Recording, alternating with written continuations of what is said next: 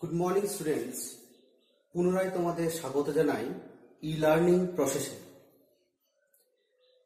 আগের লেসনে বা আগের ক্লাসগুলিতে আমরা আলোচনা করেছি কি না বিভিন্ন গদ্য পদ্য সম্পর্কে। আজ তোমাদের যে পদ্যটি আমি পড়াবো সেটি হচ্ছে কি দ্য সেন্ড অফ।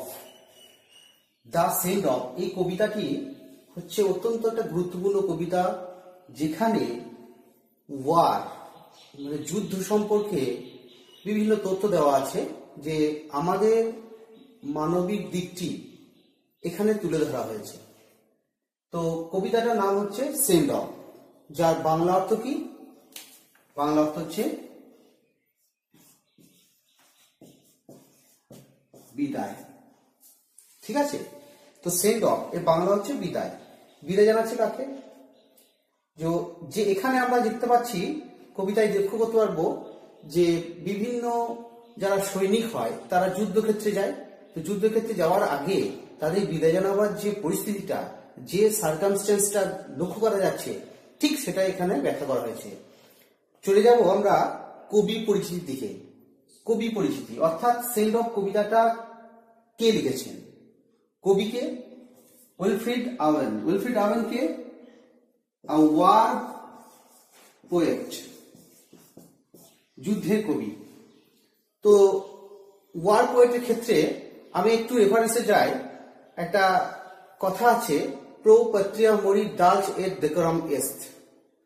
এর ইংরেজি অর্থ হলো one who dies for his fatherland they are brave. যে পিতৃভূমির জন্য প্রাণদান করে তারা হচ্ছে সাহসী।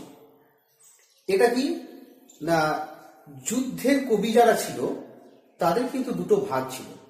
একটা ছিল রোমান্টিক ভিউ অফ ওয়ার, দু ধরনের, romantic view of war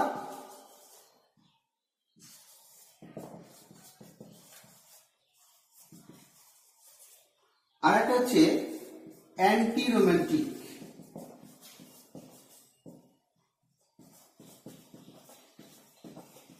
view of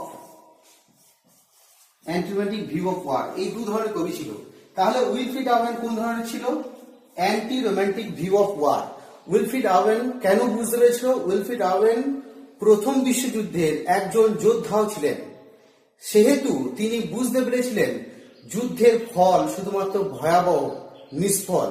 অর্থাৎ the pity of war he had described smoothly. অর্থাৎ যুদ্ধ করে মানুষের প্রাণ যায়, তার থেকে বড় কিছু হতে পারে না।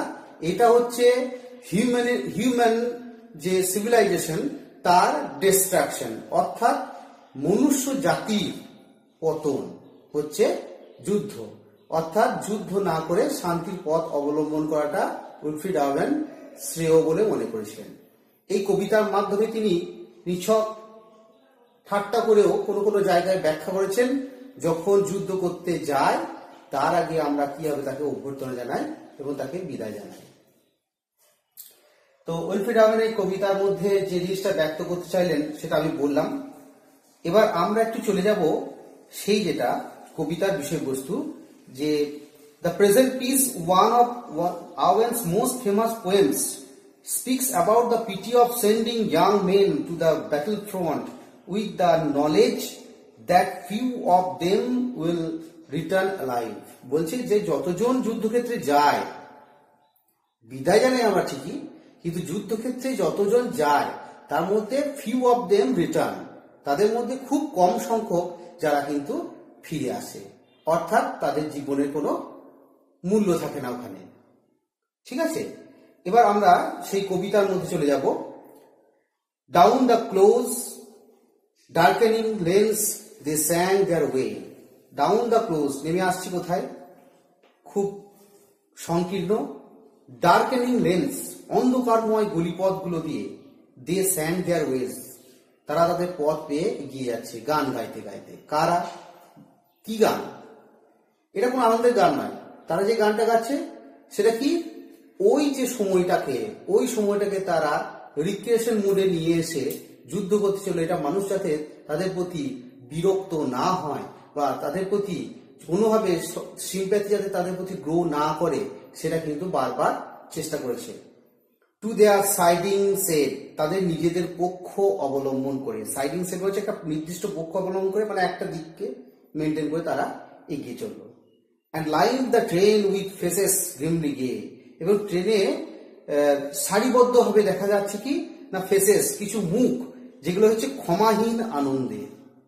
আনন্দটা ক্ষমাহীন, খুবই একটা খুবই ক্রুশিয়াল একটা জায়গা রয়েছে এখানে। গ্রিমলি গে, ক্ষমাহীন আনন্দ। আনন্দ ক্ষমাহীন কখন? মানে এই আনন্দ কিন্তু সে আনন্দ নয়। এই আনন্দ কি যুদ্ধ করতে যাওয়ার আনন্দ নয়, এটা হচ্ছে শুধুমাত্র মানুষ তার প্রিয়জনদের খুশি রাখার জন্য যে আনন্দ ব্যক্ত করতে হচ্ছে সেই আনন্দের কথা বলা হচ্ছে। Their breasts were stark all white and wreath and spray, তাদের বুকে কি রয়েছে? সাদা ফুল, তার সঙ্গে ফুলের মালা, এবং তার সঙ্গে কিছু একটা ছেটাচ্ছে তাদের গায়ে। As men's are dead, যেন মানুষগুলো হচ্ছে মৃত। সাদা ফুল সাধারণত শান্তির প্রতীক, এবং আমরা যখন ডেড, মানুষ যখন মারা যায় তখনই কিন্তু সাদা ফুলটা ব্যবহার করেছি। তাহলে এখানে একটা সাইন দিয়ে দিচ্ছে, যে সাইনটা কি না এরা যেখানে যাচ্ছে সেখানে কিন্তু ডেথ পরিমাণটা, মানে মৃত্যুর পরিমাণটা কিন্তু সবচেয়ে বেশি। Dull porters watch them and a casual tramp, dull porters যারা বোকা কুলি, ওয়াচ ডেম তাদের লক্ষ্য করছে, তাকিয়ে আছে। অ্যান্ড এ ক্যাজুয়াল ট্রাম, এবং উদ্দেশ্যহীন যারা ভবঘুরে, ট্রাম বানাচ্ছে ভবঘুরে, যারা এদিক ওদিক ঘুরে বেড়ায়, তারা হাঁ করে তাকিয়ে রয়েছে। তারা তো এর মিনিং কিছু বুঝতে পারছে না, তারা জাস্ট উপলব্ধিও করতে পারছে না, ফিল করতে পারছে না। স্টুড স্টেয়ারিং হার্ড, কিন্তু দাঁড়িয়ে তারা এক দৃষ্টিতে তাকিয়ে রয়েছে। এখানে একটা শব্দ রয়েছে স্টেয়ারিং, দেখতে পাচ্ছ স্টেয়ারিং। এই যে স্টেয়ারিং শব্দটা কি না, এই শব্দের আর একটা ইংরেজি হচ্ছে সিনোনিম হচ্ছে কি না লুকিং ফিক্সডলি, এক দৃষ্টিতে তাকিয়ে থাকা। Sorry to miss them for the upland camp, খুব দুঃখিত বোধ করছে তাদের উচ্চভূমির যে ক্যাম্প ছিল সেখান থেকে চলে আসার জন্য। দেন তারপরে আনমুভড, মানে স্থির হয়ে রইল। সিগন্যালস নোডেড, সিগন্যালটা নড়ে গেল, মানে ট্রেনের সিগন্যালটা।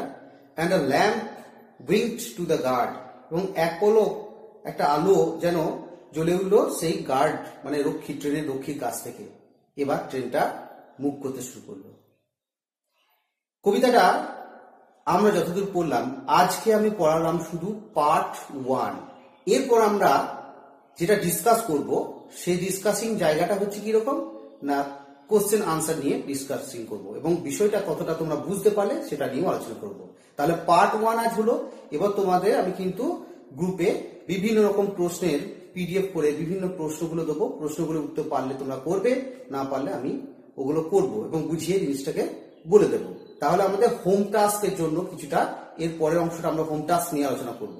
ঠিক আছে, আজকে এই পর্যন্ত, কিন্তু গ্রুপে আমরা কিন্তু আলোচনা করব কি নিয়ে, হোম টাস্ক। ঠিক আছে, ধন্যবাদ।